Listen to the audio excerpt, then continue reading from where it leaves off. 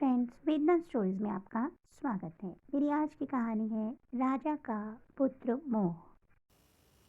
एक भक्ति का मार्ग ही ऐसा होता है जिससे हमें अंतर मन तक सुकून की अनुभूति होती है। भक्ति कोई भी हो सकती है। यह जरूरी नहीं कि ईश्वर का नाम भजन सुमिरन करना ही ईश्वर की भक्ति है, बल्कि निस्वार्थ होकर जब हम दूसरों की मदद करते हैं, ईमानदारी के साथ अपने काम को करते हैं, सच्चाई और नीति के रास्ते पर चलकर अच्छे कर्म करते रहते हैं, तो यह सब भी ईश्वर की भक्ति करने के समान होता है। यही भक्ति का सही अर्थ है। एक राजा था, उसके कोई पुत्र नहीं था।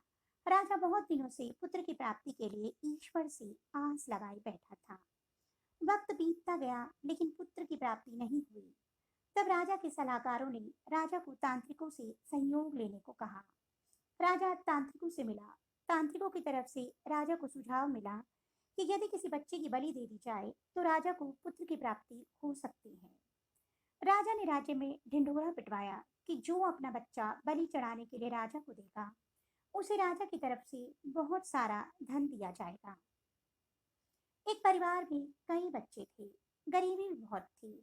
उसी परिवार में एक ऐसा बच्चा भी था जिसका ज्यादातर समय सत्संग और साधु संतों की वाणी सुनने में निकलता।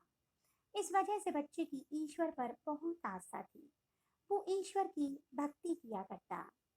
जब राज्य के सभी लोगों सहित इस गरीब परिवार को राजा के इस इनाम का पता चला, तो परिवार को लगा कि क्यों न इसे राजा को दे दिया जाए, क्योंकि ये निकम्मा है, कुछ काम धाम भी नहीं करता है और हमारे किसी काम का भी नहीं है।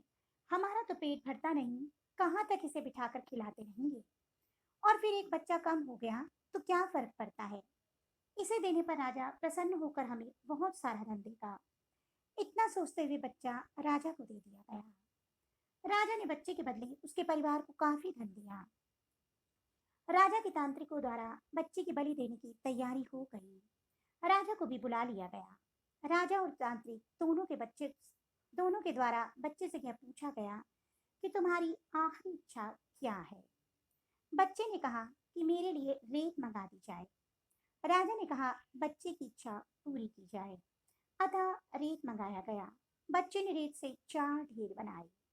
एक एक करके बच्चे ने 3 रेत के ढेरों को पूरी तरह से तोड़ दिया और चौथे के सामने हाथ जोड़कर बैठ गया और उसने राजा से कहा कि अब जो करना है आप लोग कर लें। यह सब देखकर तांत्रिक डर गए और उन्होंने बच्चे से पूछा, पहले तुम यह बताओ कि तुमने ये क्या किया है और क्यों किया। राजा ने भी यही सवाल बच्चे से पूछा। तो बच्चे ने कहा कि पहली ढेरी मेरे माता पिता की थी, मेरी रक्षा करना उनका कर्तव्य था, परंतु उन्होंने अपने स्वार्थ और लालच में अंधे होकर ममता की बलि दे दी। कर्तव्य का पालन ना करके पैसे के लिए मुझे बेच दिया, इसलिए मैंने ये ढेरी तोड़ दी। दूसरी ढेरी मेरे सगे संबंधियों की थी, परंतु उन्होंने भी मेरे माता पिता को नहीं समझाया, अतः मैंने दूसरी ढेरी को भी तोड़ दिया। और तीसरी ढेरी है राजन आपकी, क्योंकि राज्य की प्रजा की रक्षा करना राजा का ही धर्म होता है। परंतु जब राजा ही अधर्म के मार्ग पर चलकर मेरी बलि देना चाह रहा है, तो ये ढेरी भी मैंने तोड़ दी। और चौथी ढेरी मेरे ईश्वर की है। अब सिर्फ और सिर्फ अपने ईश्वर पर ही मुझे भरोसा है, इसलिए यह एक ढेरी मैंने छोड़ दी है। बच्चे का उत्तर सुनकर राजा अंदर तक हिल गया। मन ही मन राजा तर्क करने लगा, विचार करने लगा कि ये मैं कैसा अधर्म करने जा रहा था। भला अधर्म के रास्ते पर चलकर मुझे पुत्र की प्राप्ति कैसे हो सकती है। इतना सोचते हुए राजा ने अपने मन से बच्चे की बलि देने का विचार निकाल फेंका। राजा ने बच्चे की बलि रुकवा दी। इतना करते ही तुरंत राजा के मन में ये ख्याल आ गया कि ये बच्चा, अरे क्यों ना ये बच्चा मैं इसे पालूं, इसे अपना पुत्र बना लूं, अपने पास रखूं। आखिरकार इतना ज्ञानी और ईश्वर प्रेमी बच्चा मुझे कहाँ मिलेगा। इतना सोचते हुए राजा ने बच्चे को सीने से लगा लिया और ऐलान कर दिया कि आज से ये मेरा पुत्र है, मैं इसे गोद लेता हूँ। राजा फूट फूट कर रोने लगा और खुद को कोसने लगा कि मैं मूर्ख अपनी कामना में इतना लिप्त हो गया था कि धर्म अधर्म में फर्क ही ना जान सका।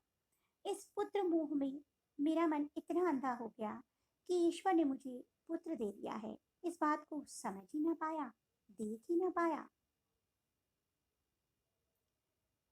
तो दोस्तों, हमने इस कहानी से ही सीखा कि ये एक अटल सत्य है। जो मनुष्य हर मुश्किल में केवल और केवल ईश्वर का ही आसरा रखते हैं, उन पर आस्था, श्रद्धा, विश्वास रखते हैं, उनका कहीं से भी किसी भी प्रकार का कोई अहित नहीं हो सकता।